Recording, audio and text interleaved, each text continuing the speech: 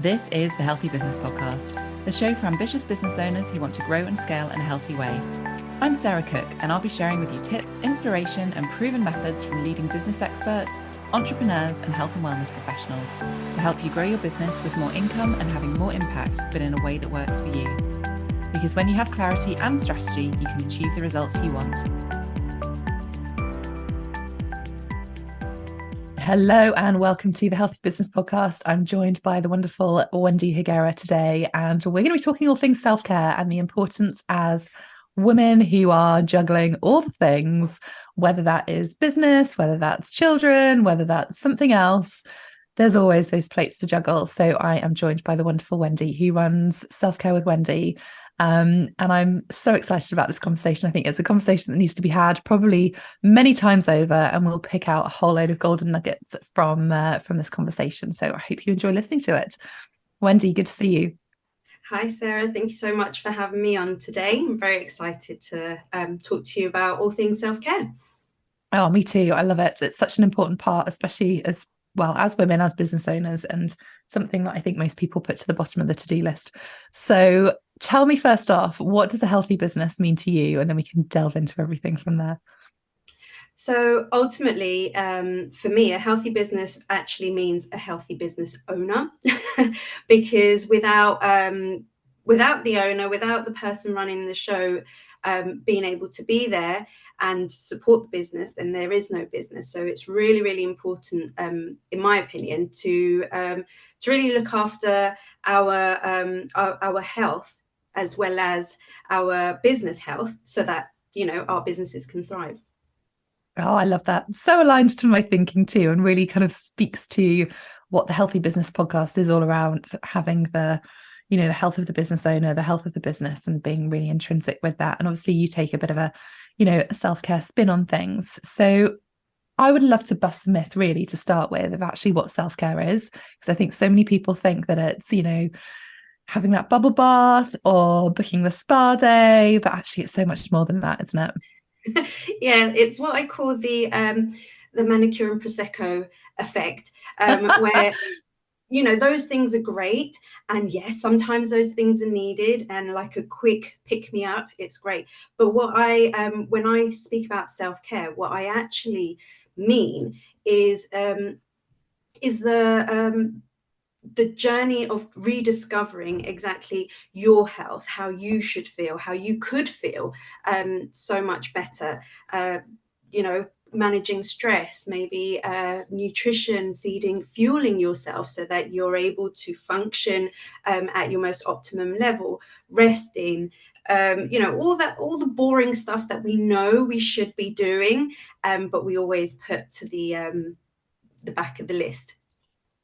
I find it fascinating that people do. And I think you're right. We all know we should be doing it, right? But it's when we're busy and we're so focused on results and looking after the kids and all the other stuff, it's us that kind of gets put to the bottom of that list. But actually, to be focused on the results, to be able to look after the family, to be able to care for other people outside of that space, to look after your clients, that has to come from you. And I think that's a piece that people not necessarily miss, but kind of don't necessarily put as much significance on. Well, yeah, absolutely. And because, generally we're mums, we're very busy, we're business owners, we have all these balls to juggle, and we genuinely do not have time. So we go for the quick fix, the quick instant gratification, and the things like fitness or personal development that aren't so instant, that take a while, they're kind of put off until you get to the point where you can't put it off anymore. And what I hope to do is to help those women not get to that point, to not get to total burnout. Yeah, it's so important. And I think, and we'll delve into all of that. I'd love to hear a little bit of your story, because I think it's really important with these kind of discussions that I never want them to come across as kind of preachy or anything like that. And I think it's, I've hit burnout. I know what it feels like. And I know you've been in a similar space as well. And I think a lot of us that really care about it have been in that situation where everything has crumbled around us and we've crumbled too. And actually, if we can have these conversations and almost catch some people before they fall, that becomes really important for me. And I know that's something important to you. So tell us a little bit about your journey and how you kind of came into the world of self-care with Wendy. Well, so actually, initially I thought it was only a journey of about 6 or 7 years, but having kind of really delved in and thought about it, I remember the first time I went to the doctors and I was diagnosed with depression. I was 16 years old. I think I had just Wow. turned 16. And at the time, it was kind of brushed off as, it's just a phase. You're just being a bit lazy. You're just being a bit sad. It's teenage hormones, etc., etc. And throughout my childhood and my adolescence into my early adulthood, that was kind of the feeling that stuck with me. It was like, well, this isn't real. This is just me being weak. Just press on. Coupled with kind of stressing so much about the kids, the mental load, the children, full-time job, finances, Yeah. husband, all the stuff. Not at And for 16, right? no. But as that kind of journey carried through. Like early adulthood. But I think it's So important, though, isn't it, that actually, whatever age you are, you can have these experiences. It's not just something that, we've kind of talked about it being mums or business owners, but actually, I think being aware of those warning signs is really important. So, yeah, it can hit at whatever age. So I think that's a really key thing to yeah, say. absolutely. It can definitely hit at whatever age. And I think having gone through my whole process and having a teenage daughter, I can see how that can be passed on, because I see her copying some of my habits. And now as an adult, I can see how my family have these traits of women are super strong, women don't fall, women are like, my nan is like the godfather of our family, so the women don't crumble. So it wasn't until I guess it was years and years and years of sustained stress, unmanaged stress, anxiety, and it just started to impact my body physically. My mind was shutting down. I was having a mental breakdown. My hormones were all over the place, and I just could not function as a mom, as a sister, as a human, as anything. So that's how I kind of got to the total burnout point. I remember once my auntie saying to me, you are so strong that you pick up everybody else, but nobody will be strong enough to pick you up when you fall. And that was literally about a month before I ended up being hospitalized. And that just kind of Mm. stuck with me. And the day I went into hospital was the day that I drew a line under the sand, and that's when I genuinely started my journey. It's amazing. It's given me tingles actually just hearing it again. And we've been working together for a little while and I've heard this journey several times, but I think it's, none of us think it's going to happen to us, do we? And I think there is something in that space as, maybe it's society that we kind of live in of the women can have it all. But actually what that means is then it's we've got to buckle up and get on with life. And I think that's the hard bit because, or actually the hardest bit is to ask for support and have that awareness. But when we're feeling it inside and we're wearing this mask of everything's fine, I'm okay, I'm strong, I can do this, because that's that expectation. And that's sometimes the role that we've created within our families. And actually, when something does go slightly off or we start feeling a little bit off, to have that conversation can feel really hard because, like, as you say, you've always been there to pick it up for everyone else. They come to you for those things, not you going to them, and they don't know how to react when you're like, actually, hey, this is going on for me too. And it's just, yeah, but you'll be fine because you've always been fine. And I Absolutely. So think yeah, always labeled in my family as the strong one, the one that can do everything. But I kind of wore that like a badge of honor, like, yeah, I'm the strong one. I help everybody else, all whilst really struggling day to day. Things like being on autopilot, not remembering how I got to places because my mind was just so full of everything I was doing for everybody else, whether the kids had their PE kit, whether lunch, dinner, did I hoover the floor? Did I, all of that Yeah. stuff on top of running a business as a self-employed entrepreneur. It was just the load of everything was too much. And I'm actually extremely lucky that I have a very supportive partner, and my husband is like a domestic goddess. I'm really, really lucky in that sense. So I can only but imagine those people that don't have that support. And I mean, we laugh about it all the time, I think, as women, that, how many tabs do we have open? Like it's constant, isn't it? There's always something that's going on. And add that into business life and wanting to get results. There's so many things. Our to-do list is never ending. And I think it can feel hard to kind of have that mirror reflection sometimes. And I want to delve into that a little bit around actually what are some of the warning signs? What are some of the things that if people, because I remember going to the doctors very similar and they were like, you're just a busy mum, like kind of crack on, like this is life. This is what you signed up for. And going, is this really what it's like? And that kind of question. And I think it was the dismissiveness that actually got me to question things rather than going, actually, this is normal.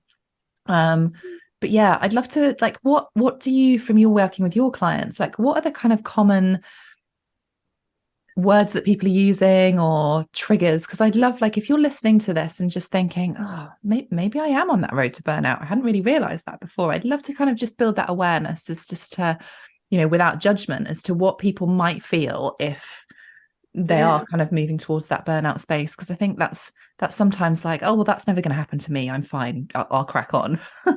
but it's not always like that. Absolutely. And actually a saying that is in my family, and I've heard it like so many times since I was little, was you'll have enough time to rest when you're dead. And I'm like, but I don't want to rest when I'm dead. I want to rest Yeah. now. So I guess the most impactful kind of symptom that kind of made me stop was the forgetfulness, the brain fog, the just not being able to think and focus. So I was kind of on autopilot a lot of the time, just putting one foot in front of the other, doing my life on autopilot. It was just like that. I was totally disassociated, not even, I was present in body, but not present in mind, in anything. I was there, but not there. That was the hardest one to manage. Other symptoms, physical symptoms like really, really dry skin, acne breakouts, those kinds of things, stomach issues, bloatedness, hormone issues. My cycle was all over the place, and actually that led to hormonal growths cyst growths within my body. I had to have one removed because of the constant stress, and the adrenals were just all over the place.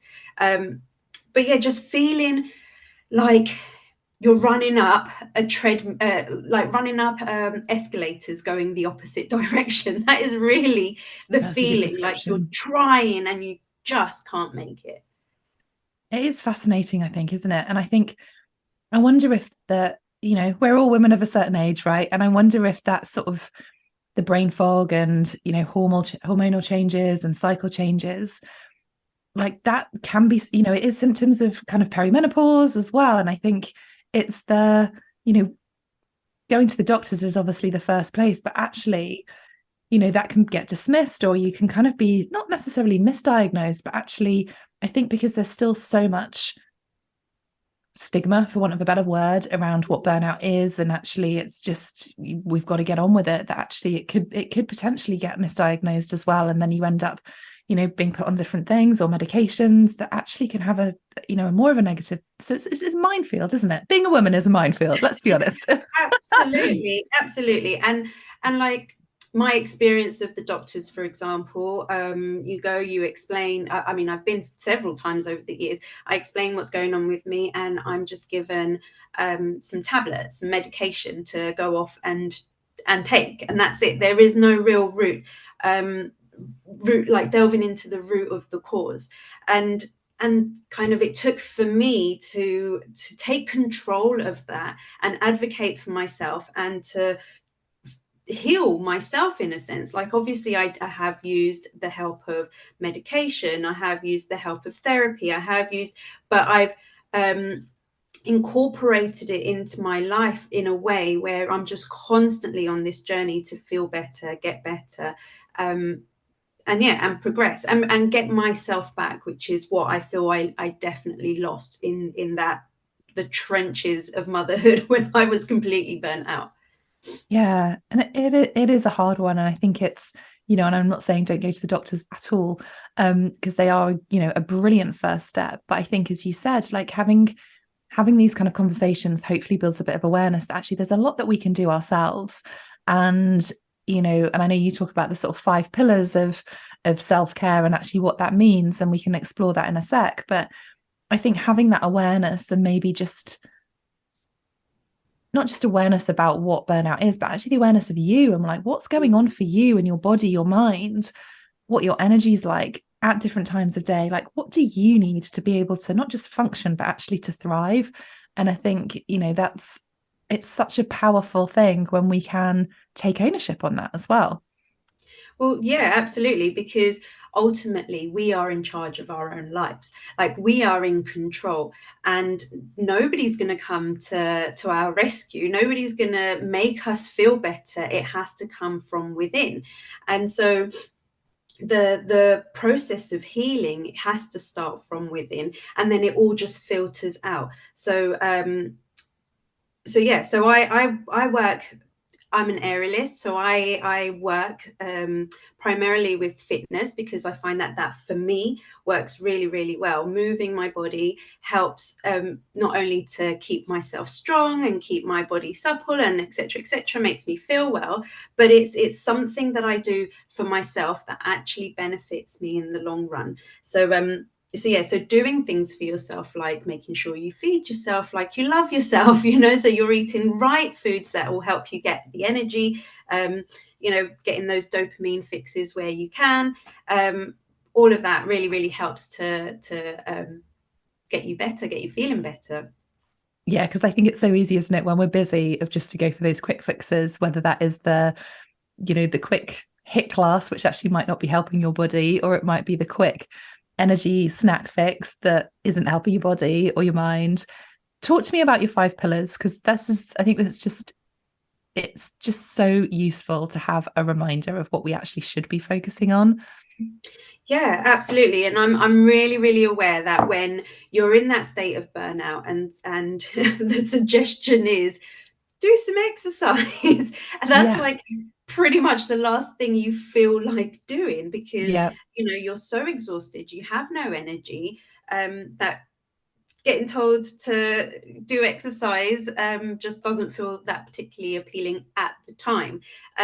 So the first thing that I normally suggest to my clients is to get themselves organized, kind of see where you are in your life. What is chaotic? What chaos can you remove? What parts of your days through routine can you implement, so that you are releasing a bit of the decision making, Yeah. stress, anxiety of what are we having for dinner, what do we need to do next, just having that kind of organized in planners, out of your head and down where you can see it and not have to think about it. That has been an absolute game changer because it has cleared space in my brain, in my mind, and it helps my clients to clear that space so that they can focus on other things.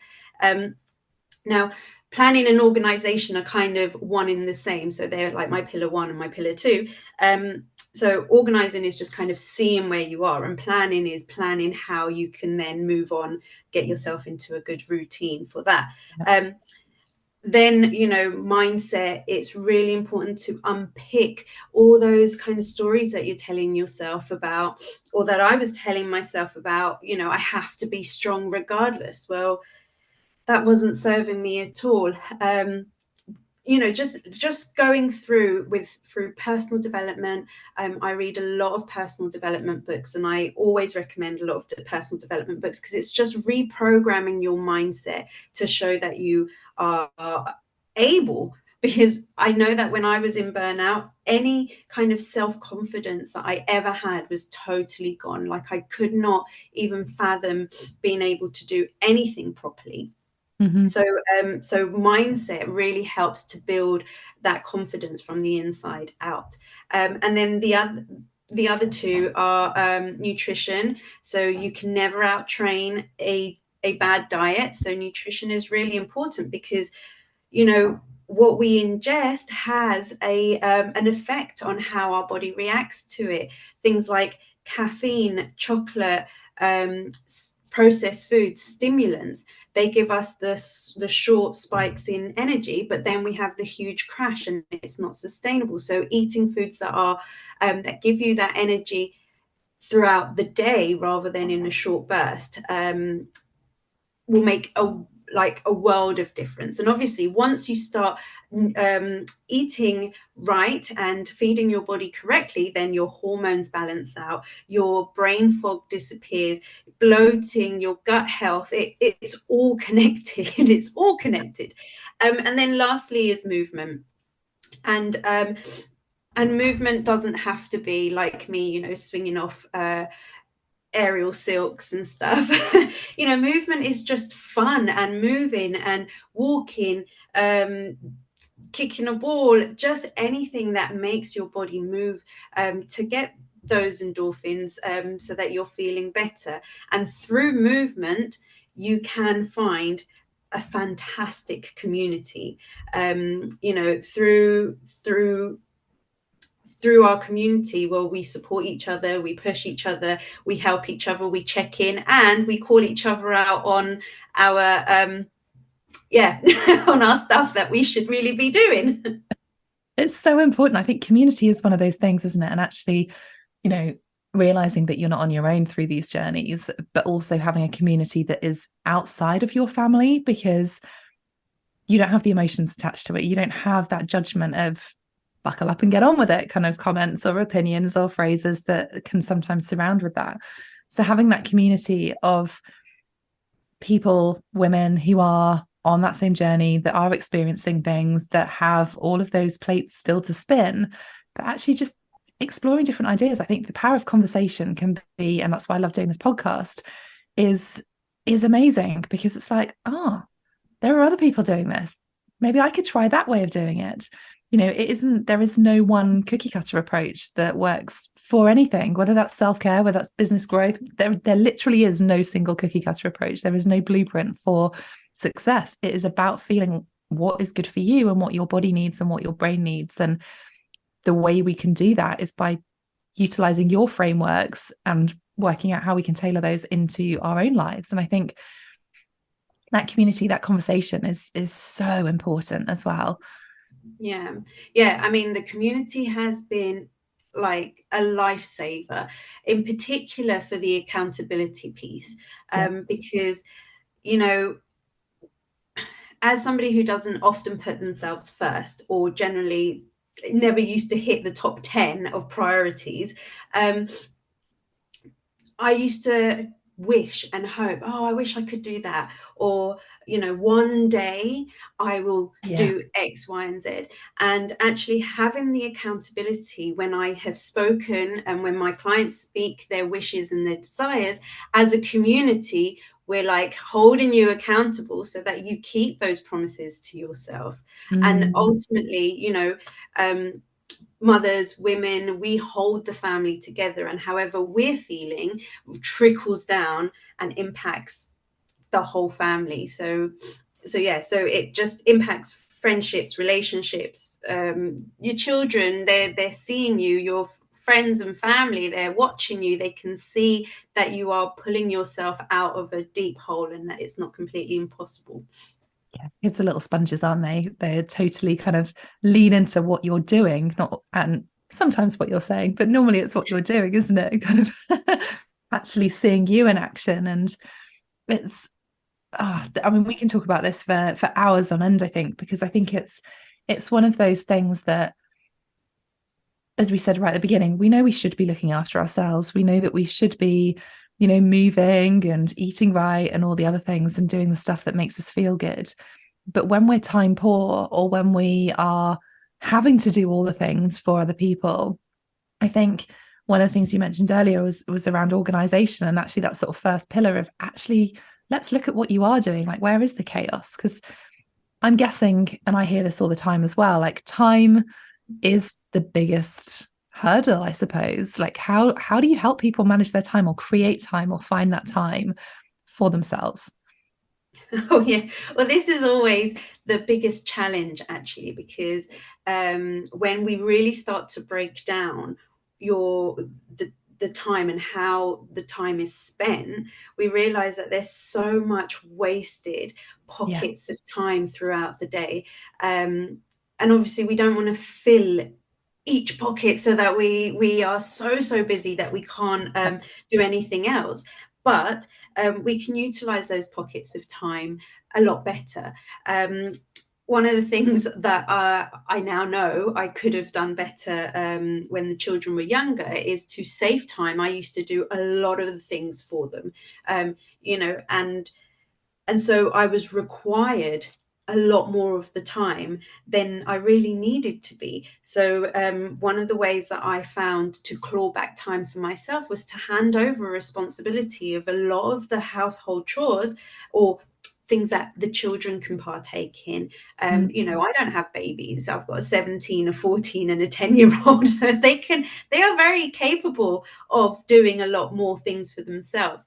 And it wasn't until I kind of did this time analysis that I realized how much time I was spending on doing things that everybody else could do for themselves, and it just turned into a bit of a habit rather than a time saving tip.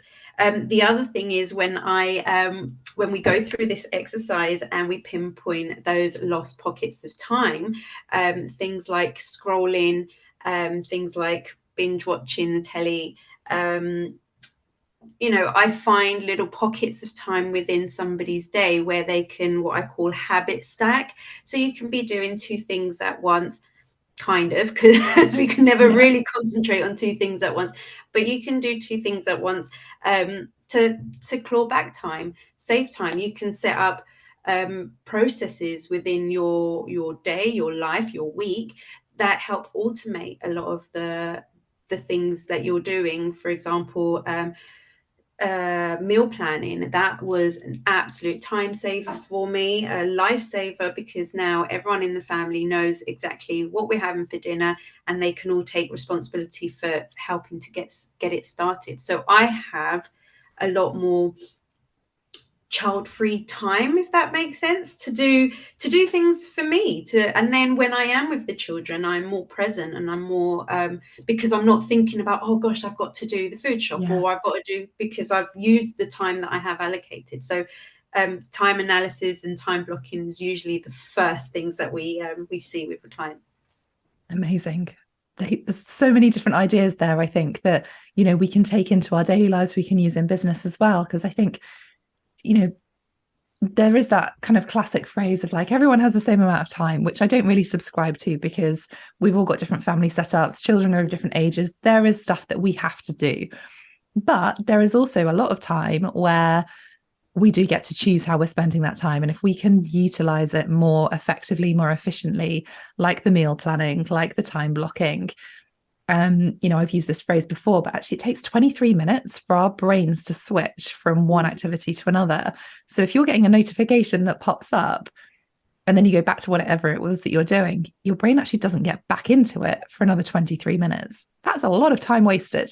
And I think it's, there's so many things, but I think also, as part of that, it's really important to have rest time where we do give ourselves permission to binge watch on Netflix, but we know we're doing it and we're happy to do it. And we give ourselves permission. We're like, okay, this is my time where I'm just going to slob for a little bit. That's okay too.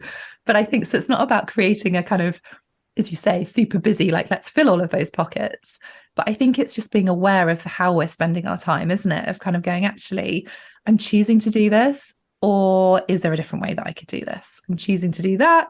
Or maybe there's a different way that I can do it. And I love that you just explore those different options with your clients, because, yeah, time is one of those things that it's hard, right? Like it is busy. But I think for most of us, And especially as business owners, we like to live a full life.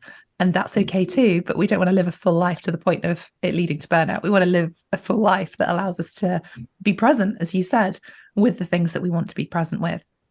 Yeah, absolutely. And like being present with my family was my number one goal, because I realized that I had spent so much time disassociated, just frustrated by everyone's presence around me, because I was just so overwhelmed that that I wasn't a very nice mum to be around. I mean, I'm not saying I'm like, super happy dappy all the time, but I'm a lot more approachable, and I enjoy the time that I have with my children a lot more now, because it's more meaningful. It's rather than me rushing and barking, and I'm there and I'm experiencing the situation, whatever situation, with them. And tell me about the ripple effect that it's had on your children as well, because I know we've had previous conversations that actually they see you in a different light, but also the independence that you've helped them with and creativity and all that kind of stuff has been quite a big impact, which you probably weren't expecting when you were really focusing on healing yourself.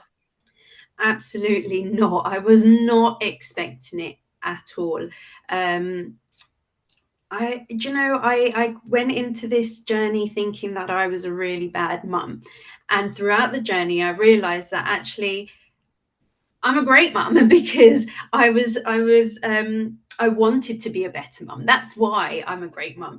And the relationship that I have, so I've got a 17, a 14, and a 10-year-old. So I'm well into the teenage trenches, and that was Yeah, looking really forward to that one. I'm not quite there yet. it We're was teetering on the edge. really, really tough. No one tells you about all the exterior influences that your children are going to be subjected to. I'm here building them up mentally. You're great. You've got, you're brave. You're this. You're that. And then somebody will say one small thing to them, and it completely wipes out everything. But when I wasn't 100% aware of what was happening at home, I was missing a lot of those signals. Mm, I was missing a lot of those, and the children just didn't come to me because they were really afraid of how I would react. I might have been happy, or I might have just flown off the handle. Who knows? It depends on the day. So communication within my family, within my children and I, it's just complete night and day, completely different. There was a lot of shouting before, there was a lot of slamming and me like, storming off or whatever, and the children actually copying that kind of behavior. And now I think the other day I raised my voice only because they were quite far away, and everyone just stopped and freaked out. They're like, oh no, what's going on? Because there isn't that shouting, there's that clear communication, there's yeah. trust, there's it. Yeah, me being calmer has enabled everyone else to be calmer. And I love that you've kind of got them involved in some of the daily chores and all the rest of it. Of actually, that is what they're going to need in adulthood as well, isn't it? Like you're teaching them some real strong values as to be independent, take control, I suppose, of actually what is going on in front of them, and being aware of that family situation is really powerful. Yeah, for me, I wanted to control everything. Like I felt Mm, like I needed to control everything, so that it would be perfect. And obviously, perfection just doesn't even exist. And why was I stressing out about their wardrobes being untidy? Like there are worse problems I could be stressing out, but that used to be a huge stressor for me. yeah, So handing over that responsibility to them, you maintain your wardrobe. If your clothes are creased, okay, that's on you, not me, because I folded it all nicely to put it away. yeah, That has given them a sense of responsibility and pride yeah. in their things, and also um, they have that confidence that they can do things themselves. I remember once while I was in therapy and I was talking to my therapist, and I was explaining that I cannot let my daughter, who was probably 12 at the time, use the oven. Like I was so petrified of her getting burnt or getting hurt that I had made it into like this huge thing. And Mm, she said to me, "What's the worst that can happen?" And I was like, "Well, she'll burn herself." Yeah, how many times have you burnt yourself? I was like, a lot. They have to learn these things. Obviously, I'm not going to go and hold her hand to the flame, like learn yeah. that it's hot. But now she does a regular weekly baking session, and it's I great. love We're that. all thriving off her lovely, healthy cookies that she does every week. Amazing. So they won't know unless you let them try. It's a really powerful shift, I think, isn't it? Of, when we feel like we're struggling, we feel like we need to control everything because that's our mechanism of just holding on to stuff and feeling calm, feeling in control. But actually, the calmness comes from letting go, and that can feel like the hardest thing in the world. If people are listening to this and going, oh, maybe there's a little thing here that I need to kind of explore, where can people find you? Like, how do they get in contact and just have that conversation with you? Well, I guess the main place I hang out is on Instagram, and it's at Selfcare with Wendy.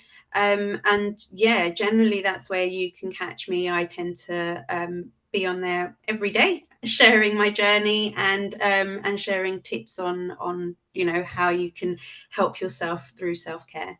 Amazing. And I know you've got a fabulous kind of free workshop that you offer as well, which is, I think, 5 steps to avoid burnout in a really, really simple way. So we'll make sure we get the link that into the show notes as well. So yeah, as I said earlier, I feel like we could have this conversation all day. And I think hopefully this has just given maybe a little few nuggets of thought, but also definitely some golden nuggets on how we can not only just create time, but actually the power of getting other people to take responsibility for stuff that they probably should be taking responsibility for anyway.